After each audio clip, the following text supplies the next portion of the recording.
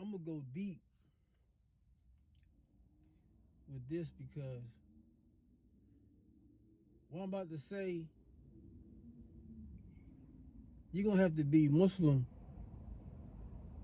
and then ponder in the Quran and be a reader of the Quran, because a lot of people that's going to listen to this, it might not can digest it unless they understand what it's meant by it. So a lot of stuff happening with relationships is because of the men not holding their woman accountable. And when I mean relationships, it don't have to be an intimate one. It could be from father to daughter, uncle to niece, grandfather to granddaughter, brother to sister. So it's really a reminder to real men, and if they didn't know, and they're on their way to becoming a real man, I'm going to explain it on when the Creator says most women are going to be in the hellfire because they was ungrateful to their husbands.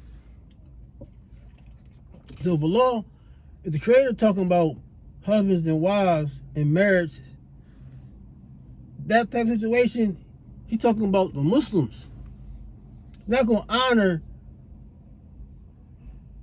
marriages, and their level of faith is on a disbelieving level where they got putting more deities up for worship besides him. So he's talking about Muslims. It just makes sense. So if he's saying wives being ungrateful to their husbands, then it must mean Muslims. So we are his creation, and knowing that he's the most wise, he's the creator, he already knew this, but he didn't let it be a loophole for the women to just go ahead and still achieve paradise because of the men lacking and holding our women accountable. It's still like, here's this punishment even still. Even though they was lames and lesser men, you still got married and you still was ungrateful. And the ungratefulness come from, let me go back. Majority of the inhabitants of hellfire are going to be women. And those women that's going to be in the hellfire, and what their reason being is they're ungrateful to their husbands. Okay, cool. Now we understand that. Where does the ungratefulness come from? Ungratefulness comes from not being held accountable. Meaning, if you put it in from a parent to a child, spoiled. You didn't earn this. You didn't earn that. You didn't earn that. You didn't earn that. But you got it anyway. You didn't deserve it, but you got it anyway. And you didn't appreciate it. You wasn't great. It was just like, no. Because a woman and a man, they appreciate and they are grateful for things that they earn. Any human will appreciate investing in, putting energy in, investing in, earning. You appreciate it. So that means men are just giving and giving and giving. Prizing and prizing and prizing. Gifting and gifting and gifting and gifting bad behavior on top of bad behavior. Where it grows into, I'm ungrateful. And it's showing through my behavior. And men deal with it and stay, and they deal with that. That's where it comes from. That's the only way it can come from. If it's wife, husband, and the guy said, this is the case. Ungrateful to the husband, and it's a lot of women that fall under that. So I had to think, and it hit me today in the shower. I said, that's what that means. That's where it comes from. After all these years, now I understand ungrateful comes from. Why would they be in the hellfire for being ungrateful? The common sense, and you break it down on the surface, like, okay, cool, all right, yeah, ungrateful, all right, cool. A lot of people ungrateful, they don't appreciate, all right, cool. But I had to go deeper and say to myself, well, where does the ungratefulness come from? So I never did that. I never said, well, why would they be ungrateful then? If he Muslim and she Muslim, that means he know better, she know better. So I said, okay, cool. God must have already known men wasn't going to hold their women accountable. Only 2 or 1% of husbands hold their wife accountable. You know what I'm saying? So it's like, that's really our job, to bring the best. The only way a woman going, by being married, only way she's going to get her peak, maximum, like optimal ability to be who she is as a woman, is she got to be married to a man that's going to hold her accountable to the rules and regulations of life, and what God said don't do, and what God said do, and what he loved. You got to marry a husband that's going to hold her accountable to just that. That's going to make her the best queen. Real queen. Not a queen in practice. A real queen graduates. She prays 5 times a day. She a queen in practice. Now when she starts doing the extra things that God loves, now she a queen, and now she maintains that. Because now she loves her husband sincerely for being who he is, by bringing the best out of her spiritually, physically, mentally. Everything comes from her husband holding her accountable. Everything goes up to optimal levels. It's a fact. So when the men don't do that, they get trampled over, and their behavior get rewarded, because it's like, well, it's the game being played with that, and it's like, okay, cool, well, maybe I should do more, or maybe I should do something better, maybe I should, but she's still my woman, so let me just still, no. It's none of that. It's none of that. Your job is to maintain, protect, clothe. So all that stuff is your job. You got to make sure this woman is doing her job. God didn't say you do that and reward bad behavior. No, I mean, you're not the guy for her. Like, you're not the husband for her. It got to be, you do what you're supposed to do, I'm going to do what I'm supposed to do. As long as you're doing that, I'm going to be doing this. I'm not going to reward bad behavior. That's where the ungratefulness comes from. Because I'm doing X, Y, and Z. I'm doing more on a perpetual level. And you still, like, you're giving me kickback. That's either disrespectful,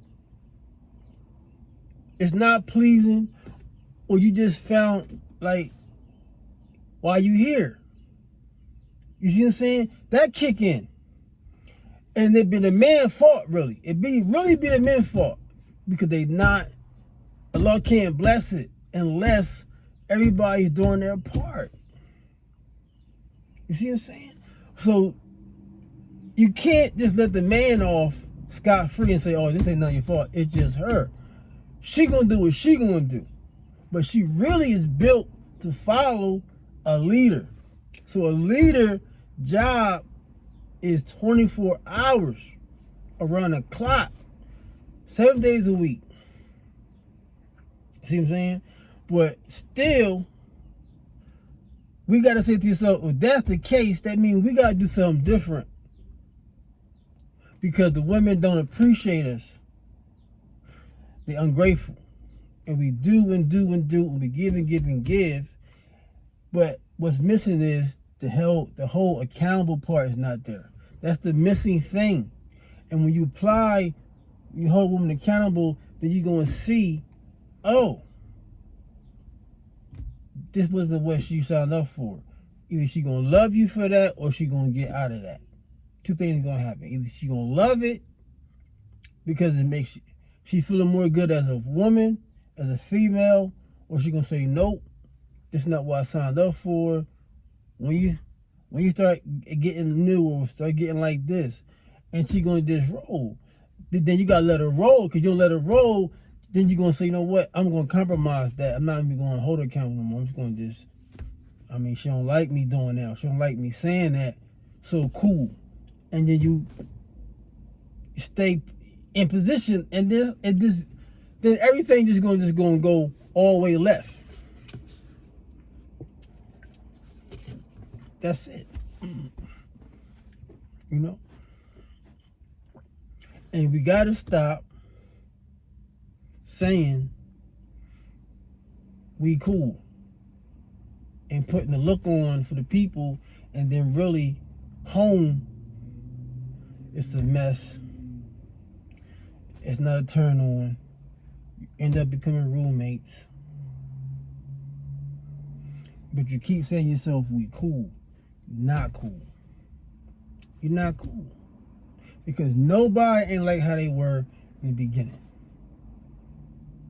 Whose fault is that? Whose fault is that? You can't blame a woman, man. You can't blame a woman. Especially if you said, I'm this type of man. This is what I do. This is how I operate. You in or you not. You see what I'm saying? If that was there, and 6 years from now, then you on a whole nother thing than what it was in the beginning, you got to blame yourself. Now you got to blame yourself. Now, if you said, I'm this, and this, like this, I'm going to do this, and this, and then you get married, and then you don't do that,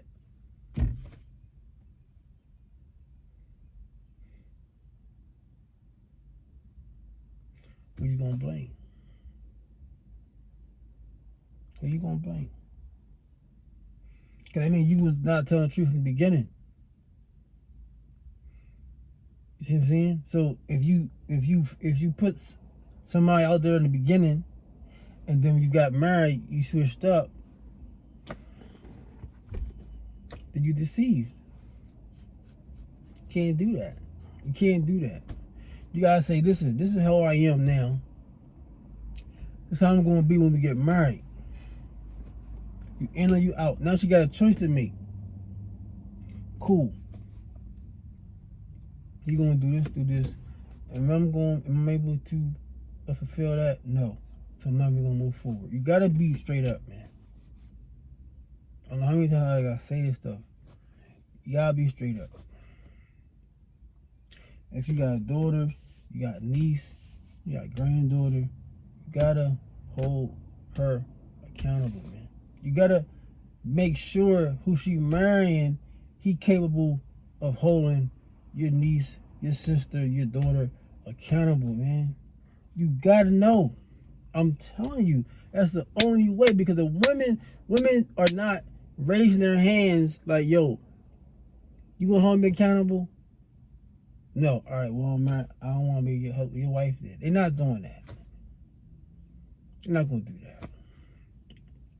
You see what I'm saying? Naturally, they need a leader. On the surface, it's like, I'm cool. Just do me, do you. We gonna be cool. You know what I'm saying? Like, all right, I hear you, but she know you ain't gonna be able. You're not gonna implement nothing that you talking about once you get with her.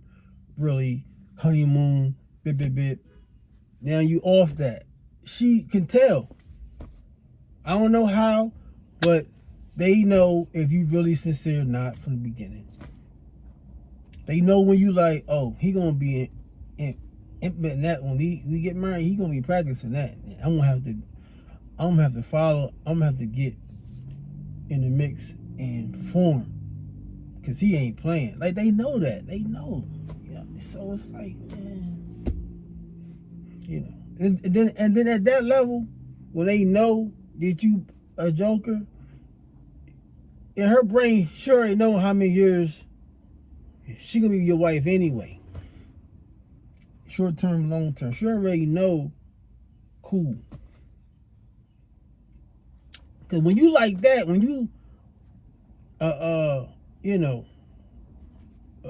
imposter, when you just like, when you like, you know what I'm saying? You ain't the real deal. Like, now she can set up her thing right up under your nose.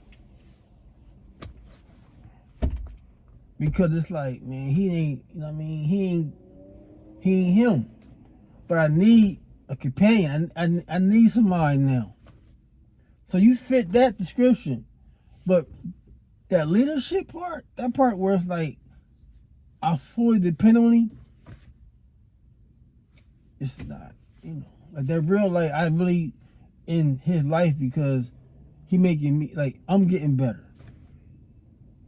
And his life getting better by me being in it.